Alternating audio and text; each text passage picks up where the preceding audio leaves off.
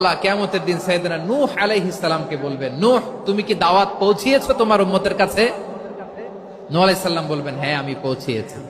এবার নূহের উম্মতকে আল্লাহ জিজ্ঞেস করবেন, এ নূহের উম্মতেরা, তোমাদের নবী নূহ কি দাওয়াত পৌঁছিয়েছে? নূহের উম্মত বলবে, না আল্লাহ, আমাদের কাছে কোনো সতর্ককারী আসে নাই, কোনো নবী টবি আসে নাই, কোনো দাওয়াতও আমরা পাই নাই, আপনারাও চিনি নাই, জান্নাতও চিনি নাই, জাহান্নামও চিনি নাই। নূহ আলাইহিস সালাম বিপদে পড়ে যাবেন। তখন আল্লাহ বলবেন, নূহ তুমি বললা পৌঁছিয়েছো, তোমার উম্মত বলে কিছু পায় নাই। নূহ তোমার কি কোনো সাক্ষী আছে? তোমার কথা আর তোমার উম্মতের কথা তো মিলে না। তুমি বললা তুমি আমার নির্দেশনা দাওয়াত পৌঁছে দিয়েছো, কিন্তু তোমার উম্মত বলে পায় নাই। নূহ তোমার পক্ষে কোনো সাক্ষী আছে? নূহ আলাইহিস সালাম বলবেন, আছে। কে? উম্মতে মুহাম্মাদী। তখন আমরা বলবো, আল্লাহ, আল্লাহর নবী নূহ আলাইহিস সালাম তিনি আপনি যা যা বলেছেন ঠিক তা তা তার উম্মতের কাছে পৌঁছে দিয়েছে।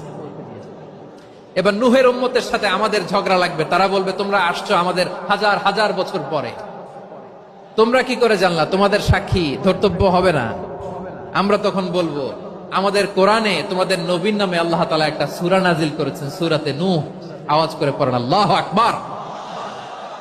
আমরা বলবো, আমাদের কোরআনে তোমাদের নবীর কথা আল্লাহ আমাদেরকে জানিয়েছেন, দিন রাত এক করে তোমাদের কাছে তিনি দাওয়াত পৌঁছেছেন। তোমরা কানের মধ্যে হাত দিয়ে রাখতা, চেহারাটা কাপড় দিয়ে ঢেকে রাখতা, আল্লাহর নবী নূহকে পিটিয়ে ছালা দিয়ে পেঁচিয়ে তোমরা পাহাড়ে তুলে রেখে আসতা। সব আমরা জানি। আমরা যখন বলবো এই কথা, নূহের উম্মত চুপসে যাবে। তখন আমরা সত্য বলেছি কিনা এটা আল্লাহ তাআলা জানতে চাইবে বিশ্বনবীর কাছে। তখন বিশ্বনবী আমাদের পক্ষে সাক্ষী দিবেন। আওয়াজ করে বলেন আল্লাহু আকবার। এজন্য আল্লাহ বলেন, নবী আপনি হচ্ছেন সাক্ষ্যদাতা, সব নবীদের উপর আপনি হবেন সাক্ষী, আবার আপনার উম্মতের সাক্ষীর উপর আপনি হবেন সাক্ষী।